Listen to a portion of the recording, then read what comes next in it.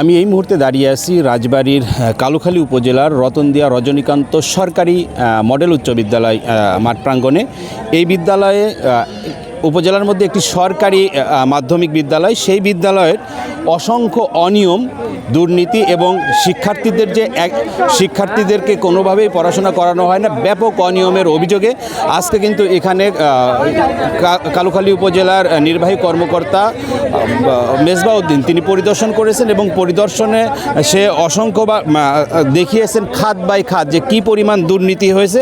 আমরা এই মুহূর্তে একটু চলে যাব ইওনো কালুখালী, সরাসরি সাংবাদিকদের সাথে কথা বলছেন, আমরা সেই বিষয়টি কিন্তু সরাসরি আমরা তার সাথে নিয়ে যাচ্ছি। রতনদিয়া রজনীকান্ত মডেল হাই স্কুলে পরিদর্শন করি। বিকাল 4টা থেকে আমাদের এই পরিদর্শন শুরু হয়। পরিদর্শনকালে আমরা আসলে ব্যাপক অনিয়ম দেখতে পাই এবং আমরা এটা শিক্ষকদের হাজিরা খাতা যে রেজিস্টারটা আছে সেটা আমরা যাচাই করে দেখি যে 2024 সাল থেকে আজকে জুন মাসের 17 তারিখ 2026 সাল, এই সময়ের মধ্যে কোনো শিক্ষক হাজিরা খাতায় স্বাক্ষর করেননি।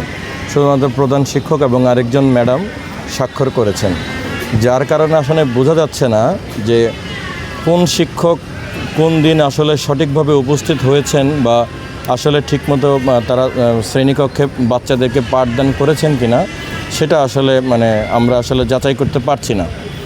আমরা পরিদর্শনে অষ্টম শ্রেণীকক্ষে যাই, অষ্টম শ্রেণীর ছেলেদের বয়েজ।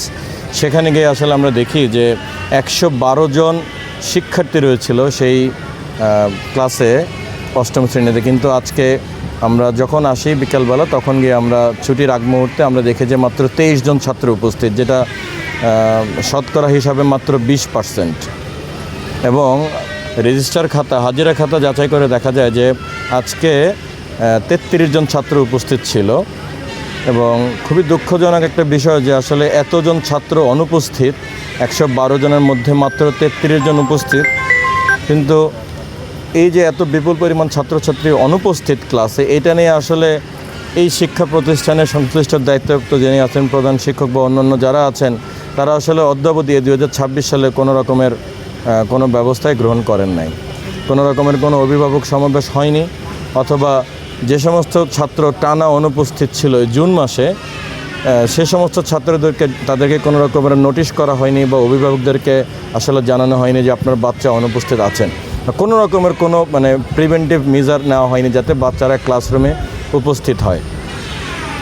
আবার ক্লাসরুমে আমরা আরও একটা জিনিস দেখতে পাই যে 4 জন শিক্ষক এখানে খণ্ডকালীন হিসেবে আসলে কর্মরত আছেন। তারা আসলে কিভাবে নিয়োগ পেয়েছেন বা কিভাবে তারা আসলে কাজ করছেন সেটা যখন আমরা জানতে চাই, তখন ওই শিক্ষকগণ আমাদেরকে জানান যে তারা আসলে যে বর্তমান যিনি প্রধান শিক্ষক আছেন রতনদিয়া রজনীকান্ত মডেল হাই স্কুলের, তিনি আসলে তাদেরকে মৌখিকভাবে নিয়োগ দিয়েছেন।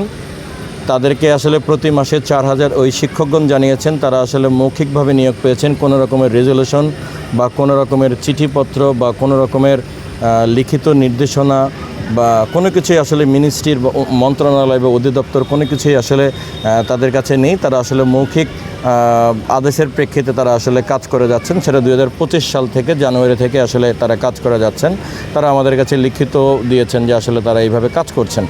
আমাদের প্রশ্ন হলো যে তারা আসলে কি মূলে আসলে এখানে কাজ করছেন, যেহেতু এটা সরকারি উচ্চ বিদ্যালয়।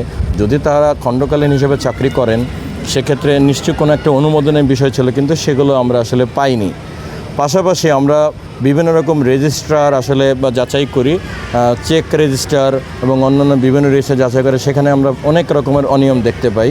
আমি যদি একটা কথা বলি, যেমন 2025 এবং 26 লাইব্রেরি খাতে যে টাকা উত্তোলন করা হয়েছে, সেই টাকা দিয়ে আমাদেরকে লাইব্রেরিয়ান জানিয়েছে যে আসলে এই স্কুলে লাইব্রেরিয়ান যিনি আছেন, শুভ্রা সম্ভবত ওনার নাম, যে কোনো রকমের বই কিন্তু ক্রয় করা হয়নি।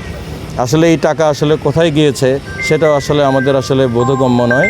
আমরা আমাদের ঊর্ধ্বতন কর্তৃপক্ষকে বিস্তারিত প্রতিবেদন আকারে পাঠাবো, যাতে ওনারা এই ব্যাপারে যে এই স্কুলের যে অনিয়মগুলো আছে সেই অনিয়মগুলো দূর করার ব্যাপারে তারা আসলে, আমরা বিশ্বাস করি যে আমাদের সম্মানিত জেলা প্রশাসক স্যার আছেন, তিনি আসলে আমাদের সম্মানিত অতিরিক্ত জেলা প্রশাসক শিক্ষা ও আইসিটি স্যার আছেন, এবং আমরা মন্ত্রণালয়ে যোগাযোগ করব যাতে এই ঐতিহ্যবাহী Ratandia Rajanikanta model high school, যেটা রতনদিয়ার অন্যতম সেরা একটি প্রতিষ্ঠান এবং একমাত্র হাই স্কুল, সরকারি হাই স্কুল, সেখানে যে অন্যায় এবং অনিয়মগুলো যাতে দূর হয় এবং এখানে যাতে সুন্দর একটা শিক্ষার পরিবেশ প্রতিস্থাপিত হয়, তার জন্য আমরা আসলে উপজেলা প্রশাসন সবসময় চেষ্টা করে যাচ্ছি এবং তারই ধারাবাহিকতা আছে আমরা এখানে পরিদর্শনে আসি।